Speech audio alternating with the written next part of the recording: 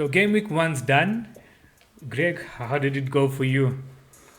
Clyde, it started extremely badly when I was watching the first game on Saturday and Bruno Fernandes scored a hat-trick and I went without Bruno. So it got a lot better from there, thank goodness. So you But were definitely not a great start. so you decided to go with Bru-No rather than yes Bru. I went Bruno against the trend, a very dangerous move. But But I just felt it was better for the balance of my team. And thankfully that balance did come through in the end. My Brew Yes draft would have scored 95 points, and my Bruno draft scored 89. So considering he scored a hat-trick off an XG of, I think it was, what was it, 0.4 or something. What was his XG? It was extremely low. yes, his XG was 0.68, which is 0.68. absolutely crazy to think that Yeah. he. So I mean, that is nuts. He wasn't even. He's expected to literally basically score one goal in that whole game, which just shows how good the finishing was over there. It was absolutely crazy. Yeah. Exactly, and that's just variance again for you in FPL. I mean, if he'd scored one goal, I would have looked like an absolute hero because even though he scored, even if he'd only scored 2 goals, it would have been fantastic for me. But the 3 goals, yeah, it made it a very painful start. But thankfully, Sonny came through against City at the end, and Antonio, and I just had a nice balance of guys that all seemed to score points, except for Mahrez, who kind of missed a bit of a sitter against Spurs. So I can't really complain about my choice. Well, talking about Riyad Mahrez, from all the teams that didn't score, which was just 5 teams, City had the highest XG, which is 1.91, which is almost double. Is it what was Manchester United XG was 1.47 for the whole against Leeds. So when you put that into perspective, I mean that is just crazy. I mean That's exactly it, and that's the thing. In the short term, you can't look at one game where you can go, "Oh, I've made a big mistake here." You've got to realize that you've made a plan for 6 to 10 weeks, and I must say, even though the week started so badly, I look at my team for game week 2. I don't have to make any transfers. My team seems to be really nicely balanced, so I'm quite happy. I think over 6 game weeks, my decision will be right. I've just got to hope that Bruno doesn't continue to punish me. well, he's got Southampton up next, which looking now that they've sold Vestergaard as well, that's going to be quite an interesting one because that whole team looks so poor. And I just don't know what to make of that at the moment. I mean, they don't seem to be. I mean, they bought Armstrong, who did well in the championship last season, but defensively they just don't look at it. So, I mean, based on what I'm seeing so far, I'm starting to think that Southampton becomes a very viable option to target for captaincy this weekend. So that would be something interesting. Yeah, they do look shaky at the back for sure. We'll just have to. I think we'll just have to take a look at the stats, see what the fixtures present. I still think that Salah's got to be the main man option for game week 2. Yeah. Look, when I'm looking at it as well, I still, Burnley are no longer that defensively solid team that we associated them with like 3 or 4 seasons ago or 2 seasons ago even. I think they've dropped off quite significantly. I mean, looking at the expected goals conceded as well against Brighton. Look, I know it's only one game, but it was 1.73. And that's actually, Burnley were generally the type of team which gives you very low quality chances, but that definitely seems to have dropped off a little bit. And looking at Southampton, they had a expected goals conceded of 2, and they conceded 3 as well. So, yeah, look, I think it'll be I think it might be a little bit more of an even split compared to game week 1, where I think game week 1, you had what was it, 2 million captainers for Salah and about 800,000 for Bru-No. I think that number will be a little bit more even now, considering that Bru-No scored the hat-trick as well. Yeah, I think it's actually an advantage for the people who sort of pay attention to stats. I know form is always a big thing, but I think I think that the number of people that will go for Fernandes will give you an option, will give you more of an opportunity as a Salah captainer, and hopefully that'll bring the right return, because I do think that Liverpool's fixtures is a way better one. I think City's one is probably the best, but without having a nailed on person, and there was no one who sort of put up their hand in the City game saying that they should be captained. So I think you got to just go with Salah. Yeah, exactly. And I mean, looking at my team as well, I don't think I'm making any changes. When I say I'm not making any changes, I'm not making any transfers, not making any subs, no captaincy or anything. I'm just going to leave it as is. I captain Salah. I had Bru-No and Son, so I was really, really fortunate. On top of having 100 club. Yes, exactly 100. I was sitting on 90 points before the City and Spurs game, and then Son came through with exactly 10 points. So that was quite amazing. Nice way to kickstart the season, or kick off the season. What a start to the season! 100 points. You definitely can't complain about that. Exactly. But the issue is, like, the average score, FPL score, was like 61 this week, which is in itself just sounds so insane, So yeah. I suppose for everybody who scored 70 plus, well done. But if I had to score 70, I would have felt so let down this weekend, because isn't it crazy? Like usually a score 60 or above, you're absolutely thrilled. And I mean, I got 89 points, and I was bitterly disappointed. Exactly. Yeah, it definitely felt like one of those weeks. It almost felt like a double game week, where you feel, okay, if you're going to score less than 100, you feel like it's a failure of a week. But exactly, so to be able to kick off the week, the season like this, it really feels it definitely does feel good, and like going into the next few game weeks as well. I mean, we spoke about it in the first episode, where we said, we're building a team for what, like 6-7 weeks or whatever the case may be, and And now, I just feel that much more confident in my team going into the next game week. So, yeah, I don't think I'll be making any changes going into this weekend.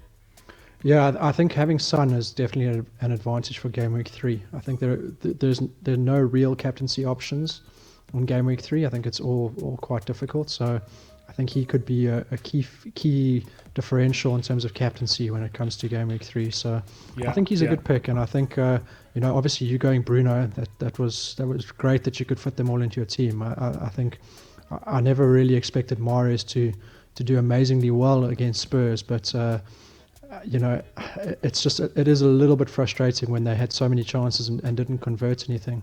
And I felt like Grealish was definitely the player that was making more moves into the box than Mahrez. Mahrez was almost felt like he had a bit of a string tied to him, and he was pulling back in a more sort of defensive role, if I can say that. He didn't really want to get into the box as much as Grealish did. So it was quite interesting to watch. I felt a little bit disappointed, I guess, with Mahrez as a pick, but I mean, the real reason you have him is for Norwich game week 2. So we'll have to see what happens this weekend.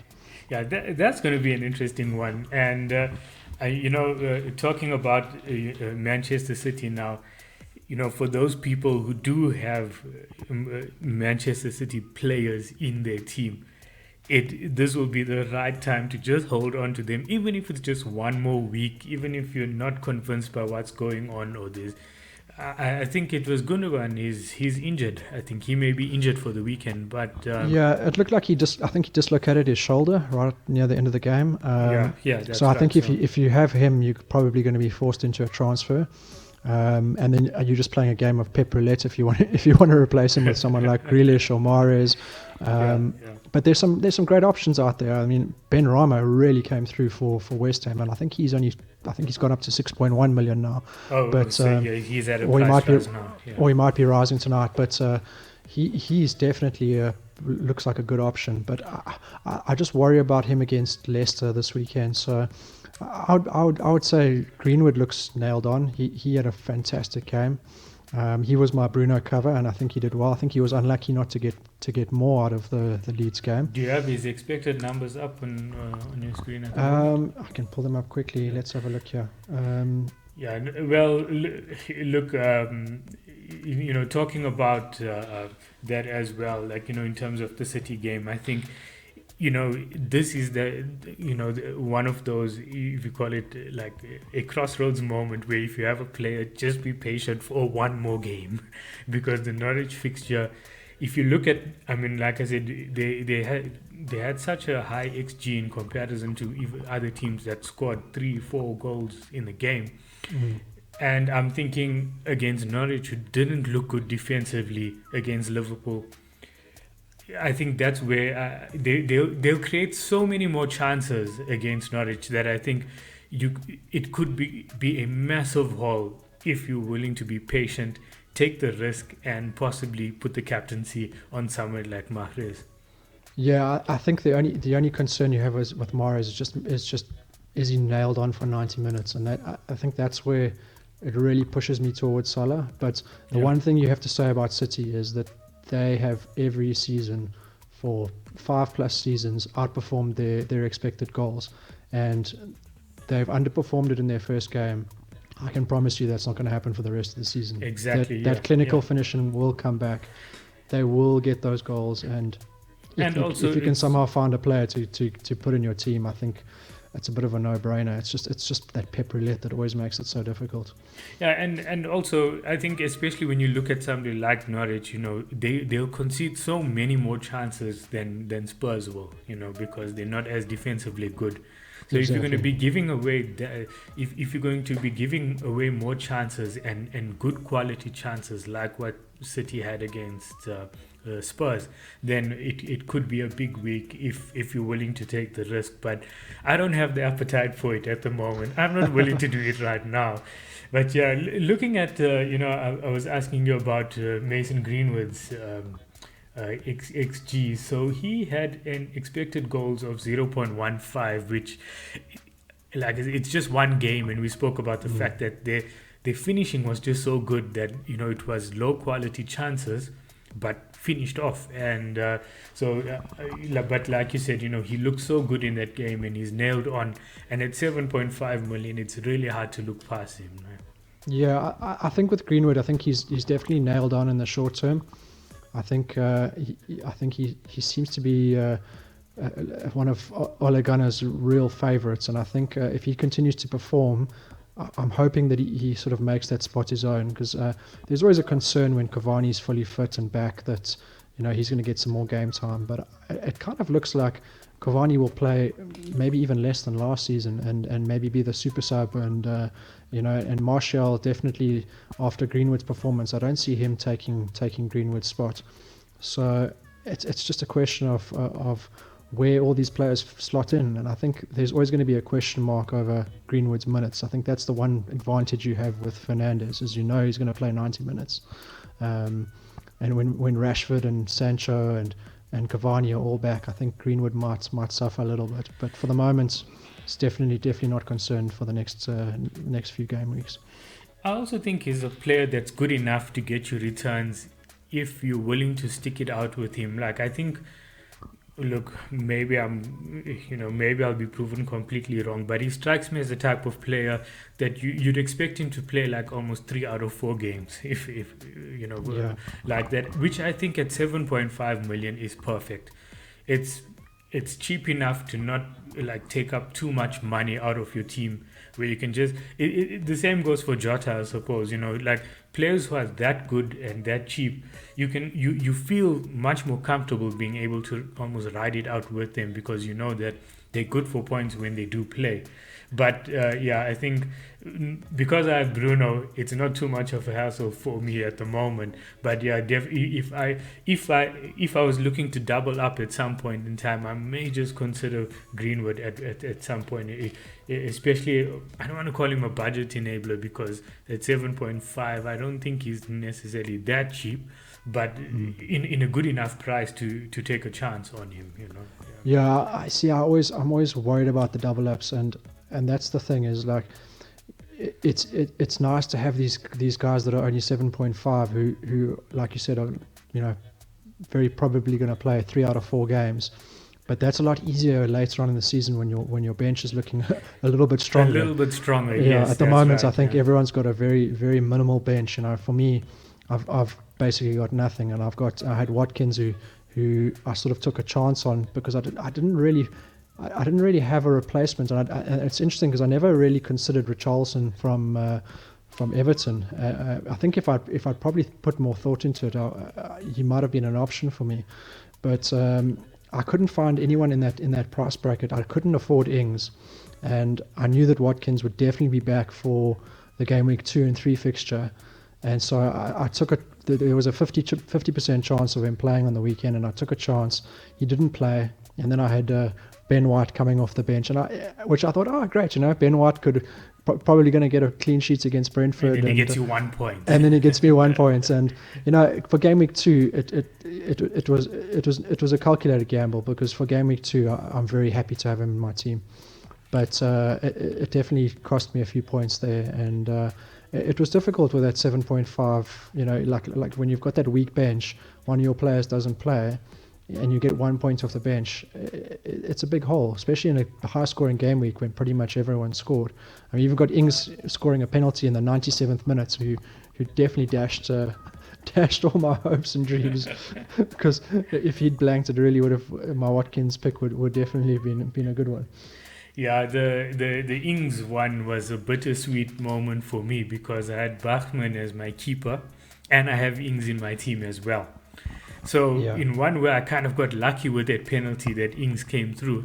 On the other hand, I was thinking, okay, if Bachmann saves this, he's under 3% owned, right? Yeah. So, and Danny Ings is like 30% owned. So if I get the Exactly. penalty save, I'm really cooking with gas over here, Isn't that interesting with the effective ownership? How sometimes like a player actually getting minus points would have been better for you because of your other player getting more points. Yeah, because the high ownership just kind of evens out, and then my differential will kick in, So Exactly. so like I said, a bit of a bittersweet moment over there, but you know what? It is what it is. It's still points on the board, so it doesn't matter over there, And then the one player that I want to talk about, who's actually now 7.6 million, is Pogba.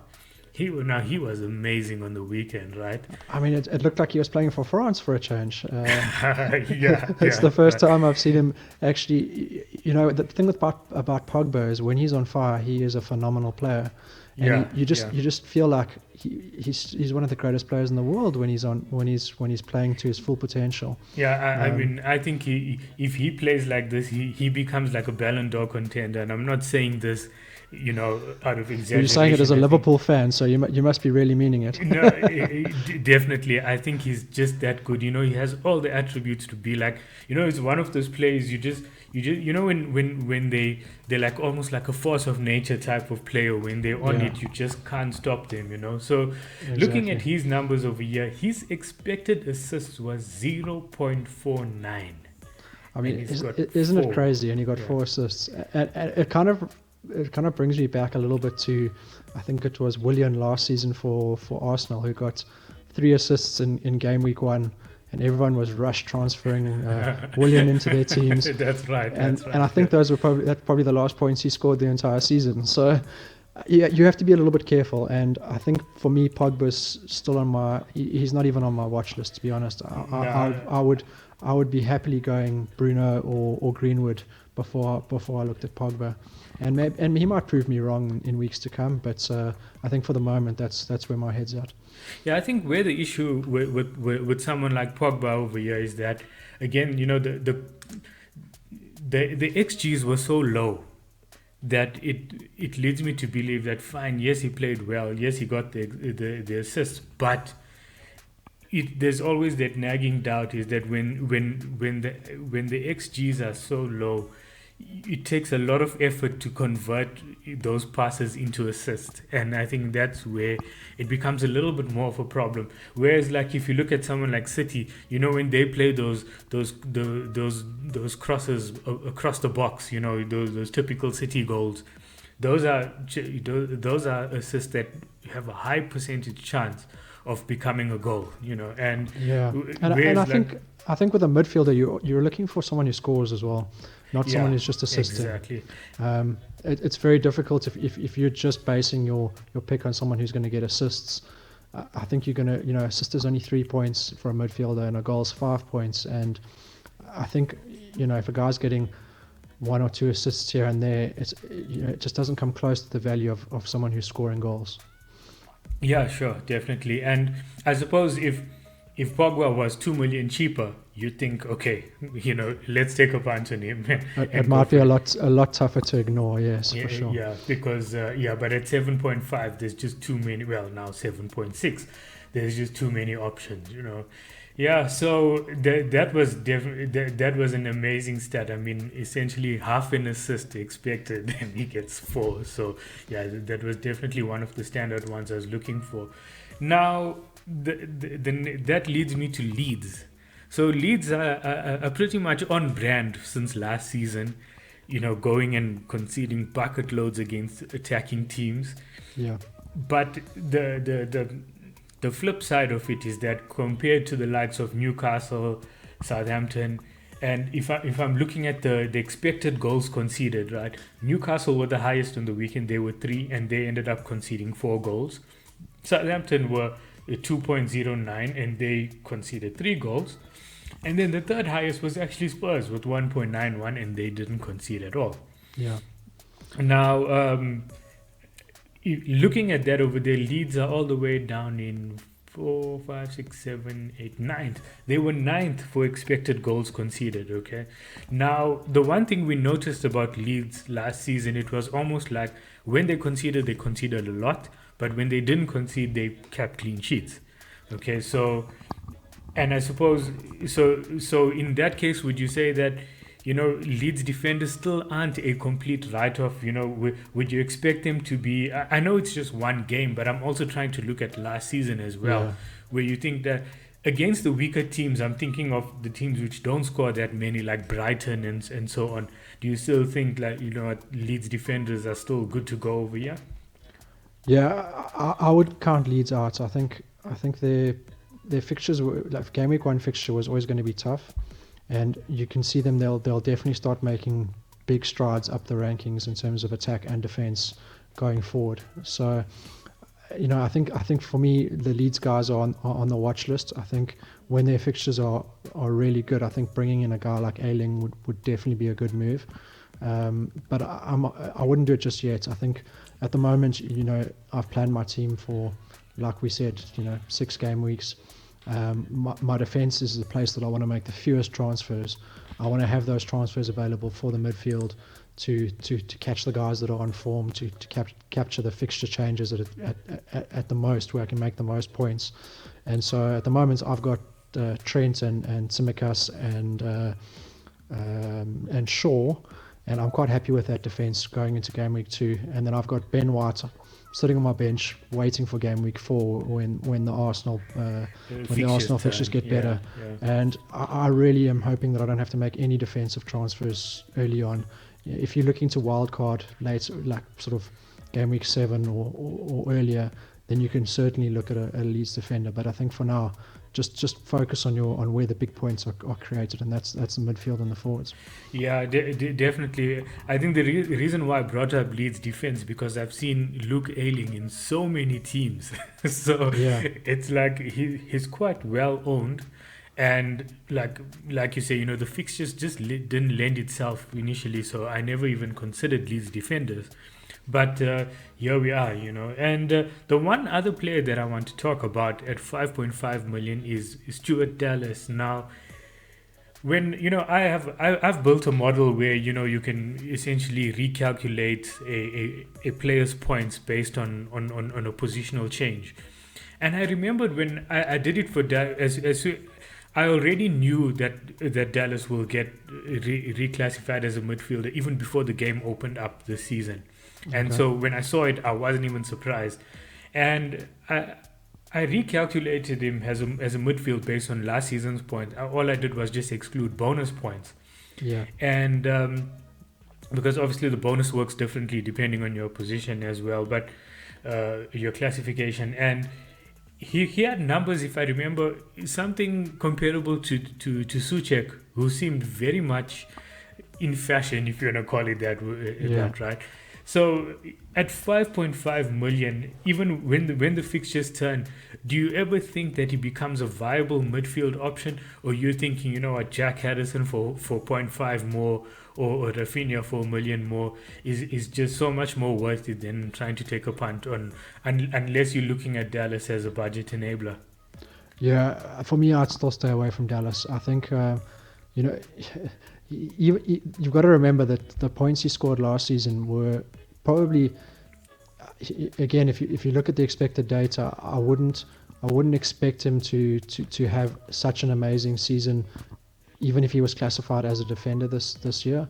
Um, so for me, at point 0.5 more, like you mentioned, Harrison I think is an option, but I think Rafinha at 6.5 is just too good to turn down. So for me, when the Leeds fixtures turn, and I think you've got to be a little bit careful of the international break, because there's some talk that the Brazil players might not be able to play in game week 4, and there might be some issues with quarantine and coming back into the Yeah, country. they might miss two So game weeks from what I'm seeing so far. So yeah, yeah, so it's going to be quite. if you've got to be a little bit careful. I think there's another break in game week 7. I'm not sure if Brazil play in that one as well.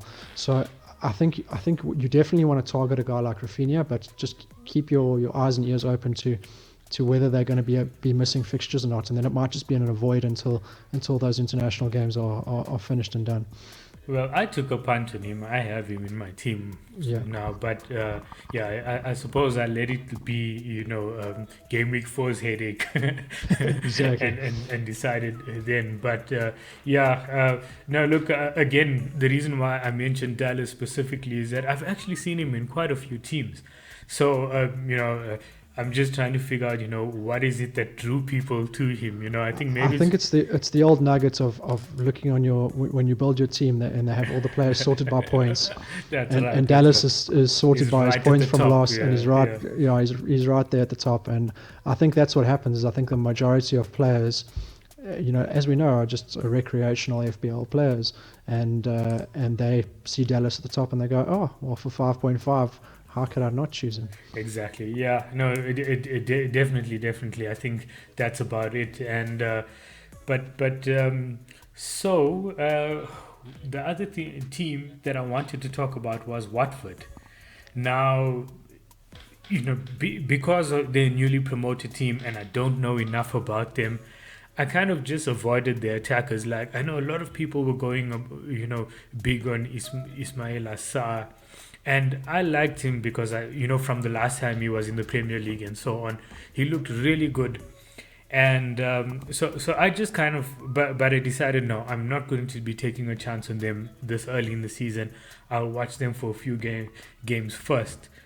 Now, the one player that stood out for me was actually Emmanuel Dennis because he played fairly centrally. Okay, so I suppose at was it 5 or 5.5 million? I think he'd be Yeah, one five. that, Yeah. yeah, that I kind of put on the watch list. But was there anything in particular that you saw about Watford that made you think, okay, you know what, it's worth having a look at them over the next 3 or 4 games? Yeah, I think Saul looked great. I think Dennis at 5 million is potentially your third attacker, slash bench player that can score you some points later on in the season. But I mean, just looking at the fixtures, they've got Brighton next away and then Spurs away.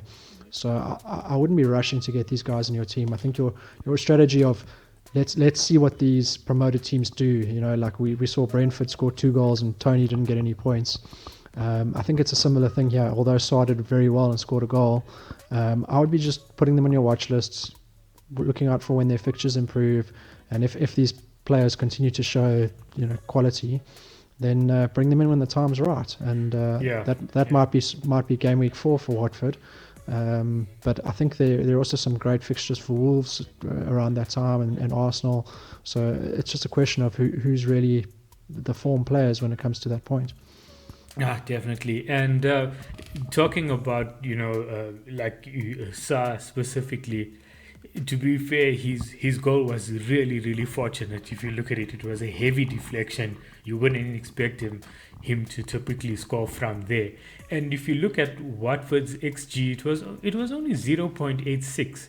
So it was fairly low quality chances, and then they obviously scored 3 goals. But especially SARS one in particular, it was really fortunate. So yeah, that's one thing that also that I looked at and I said, okay, you know what, I just need to be I need to mention this when we do the podcast as well. So because a lot of people look at it, oh wow, SARS scored, and then let's Yeah. jump on him. But actually, if you look at it, he was very fortunate over there. Yeah, you've got to be like it's one game week, and I think that's the key thing you've got to remember. If you can bank that transfer and your team doesn't need any changes, try and do it, because I promise you, game week 2 is going to have a completely different outlook, and they're going to be guys that come through and things change so quickly week to week. So it was great to see that there's potential there, but I wouldn't be rushing on it. And I mean, in a similar vein, if you watch that Newcastle West Ham game, I mean, it was just wide open at one point. I think it was just end to end, and there were just goals galore. And that again, like you've got some West Ham players like Ben Rama who just looked fantastic. Antonio, the obvious one, the guy that I had in my team. So you've got to start thinking like maybe teams playing against Newcastle they're going to be these open fixtures, or West Ham might be the same, and you really need some more data. You need the game week 2 data, the game week 3 data to sort of confirm what you've seen in these first weeks. Yeah, exactly, and that's why I think when we mentioned this as well, and I suppose we're so repetitive on this, but it reinforces the point of building a team for 3, 4, 5, 6 game weeks, because you have enough data by then to be able to work to say, okay, during that next block of fixtures, this is what I'm going to be able to be working with. And talking about West Ham, they had the 4th highest expected goals conceded, 1.79. And I think you mentioned them during our during the first episode, where you said you weren't convinced by West Ham defenders, and I wasn't either. But at the time, I had Sufal in my draft. Yeah. And I looked at it as well, and I thought, no, look, you know what? At 5 million, maybe I can downgrade to a Brighton defender or whatever, and then look to spend that 0.5 elsewhere. And I think at the moment, there's nothing that really convinces me. Like someone like Cresswell, look, he's good for attacking returns and so on. But yeah, at this point in time, I'm just not sold on any of of West Ham defenders right now. Who played keeper for West Ham, by the way? Because that game I actually didn't watch. Was it Alphonse Areola or was it Fabianski? It was Fabianski. Okay, right. Yeah. Because that was one. When I looked at at Areola last season, he obviously looked good at Fulham, and I thought for that maybe that 0.5 extra, he might be a great goalkeeper at West Ham. But then I looked at the fact that Fabianski is still the number 1, and he's been quite solid for West Ham for years now. So I just kind of swerved that one, and now I feel justified as well. Yeah, but yeah, definitely. Looking at some of the other notable, or I won't say notable, but some of the hidden numbers here is that Leicester actually conceded. They were seventh highest expected goals conceded. They were 1.49, which is actually quite high. And I mean, they were playing against a Wolves team, so maybe Wolves, like you said, is one of those teams we need to look out when, especially somebody like Raul Jimenez coming in at game week 4 or whatever, when they kind of alternate with Villa in the fixtures as well. So I mean, everyone will remember from previous seasons. It's Jimenez is he's an FPL genius. Yes, so he's a legend. I think everyone who's been playing for a few seasons has lined him up for that game week 4. Where their fixtures really become great. So we'll just have to see. I mean, he's coming back from injury, which is always tough. If he can start to show some signs of improvement in the next few games, then I think he's definitely on my game week 4 plan at the moment to come in. Same, yeah. And the one player who I've always been amazed by, and I think I have a bit of a soft spot for him, is Callum Wilson. Since I saw him I think it was at Bournemouth when he came up to the Premier League, he just looks such a Yeah. player. And so obviously he looks to be the one player from Newcastle where you can almost, he's so highly involved goal wise that even if Newcastle are poor, he looks to be able to score goals. I mean, So his stats yeah, are just incredible. I mean, that's just looking at his stats from previous seasons is the reason that I felt like I had to have him in my team, and I ended up just making sure that I had him, and I had to squeeze him in, and thank goodness I did, because he's just one of those guys who just always seems to score goals, and if he yeah, doesn't score, yeah.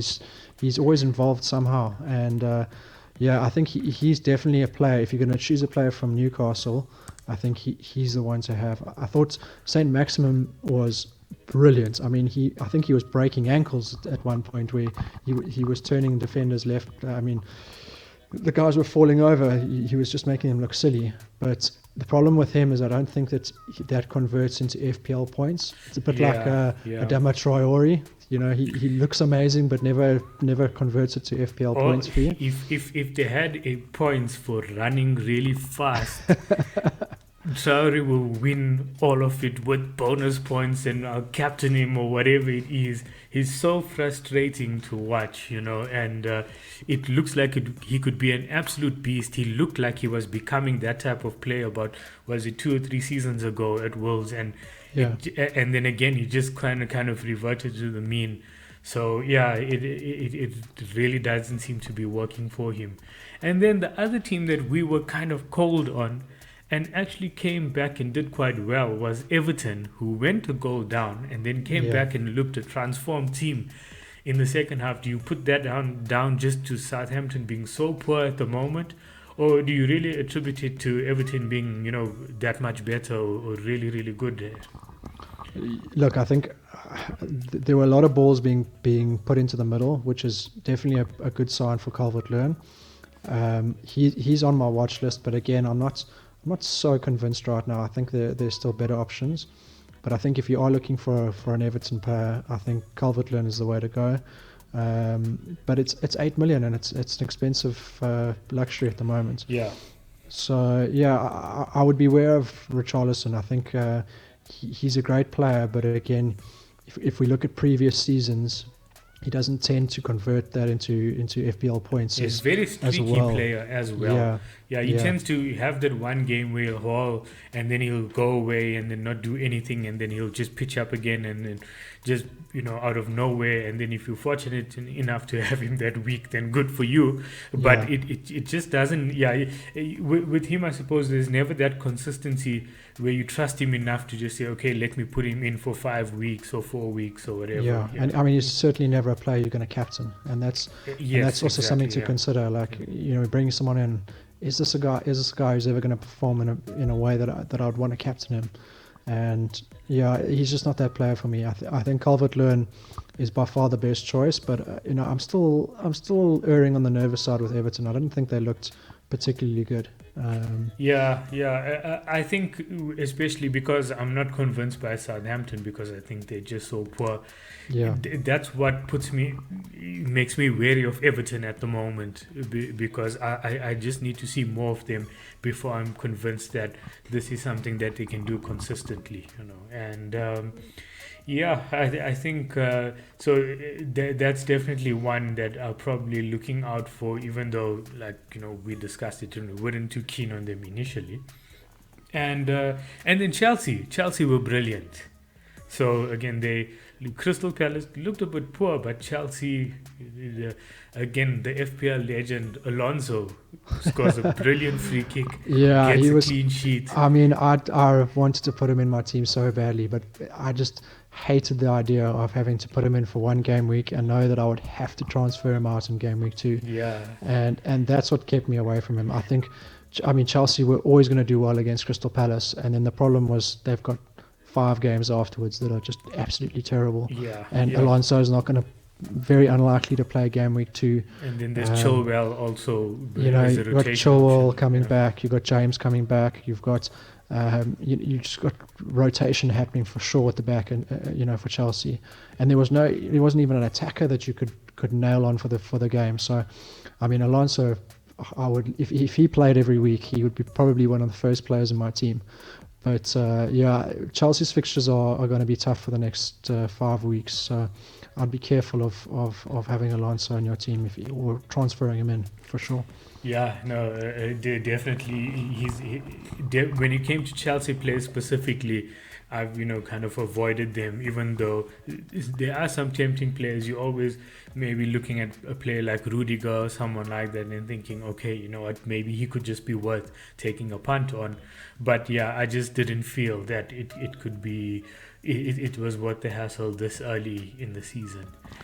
Yeah, I think it was always going to take a transfer up, and that's the thing is like I think transfers are gold in the beginning. If injuries come up, things happen on these international breaks. You want to have those transfers in the bank, and really, if you can, avoid that early wild card, because when it comes December and there's some fixtures that get moved around, and there's a game snowed out or something like that, and a little double game week pops up, I promise you that wild card will be gold.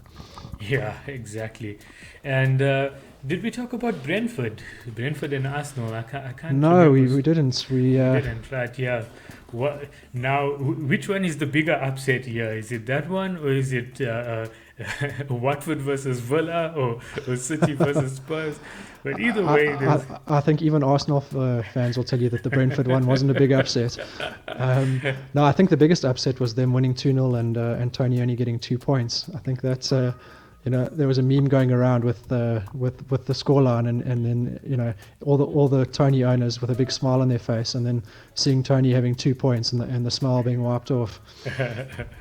Yeah, I know. Look, the one player who really caught my eye, and I've heard people talk about him on social media during the preseason, but obviously because I hadn't watched him before, I didn't have enough info to go on. But Mbuemo, who's 5.5 million in midfield, he was almost the most advanced player at times. Like Tony was dropping in a bit deep into almost like a number 10 role, but Mbuemo was in the box, and I think he had a shot on target or something like that at one point. I can't remember specifically, but he's definitely one as well that I'll be putting on the watch list, where for 5.5 million I think he could be a bargain. But again, Brentford's fixtures, if I remember correctly, don't look that great in the short term, but definitely one to look out for maybe as a backup option later in the season as well.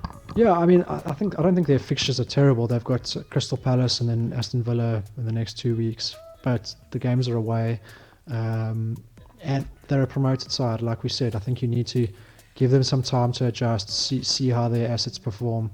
The thing that I had in Mbemba on my watch list even before FPL started, and the only thing that worries me is he seems to be playing that second striker role and sort of a great out of position midfield choice, but his conversion doesn't quite seem to be there. And again, is he going to be one of those players that looks fantastic but just doesn't score you those FPL points? Yeah, he'll tease you every week. Exactly. And when you have him, and it's so frustrating having those type of players in your team.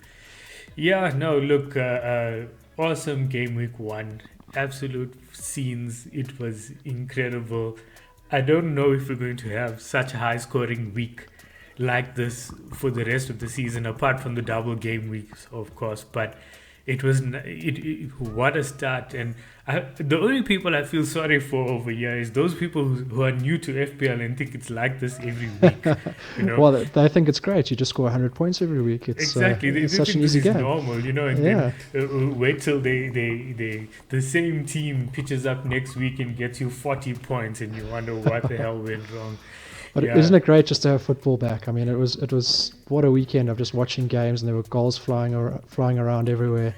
Yeah, it's just the best to actually just sit and watch all these games. In the stadium as well was amazing, exactly. Especially the buzz at Brentford Stadium in that opening game was absolutely immense. It was crazy. Exactly. Yeah, it's really, really awesome to have football back, football with fans back, and Yeah, I'm so optimistic. I'm so excited for the rest of the season, especially after what we've seen so far. So yeah, and then I suppose, and hopefully more 100-point weeks. Going over the next few game weeks as well. Exactly. Yeah, cool, man. That's a wrap for the Game Week 1 preview. And yeah, look out for the Game Week 2 review that's coming up soon. Cheers, man. Perfect. Thanks a lot.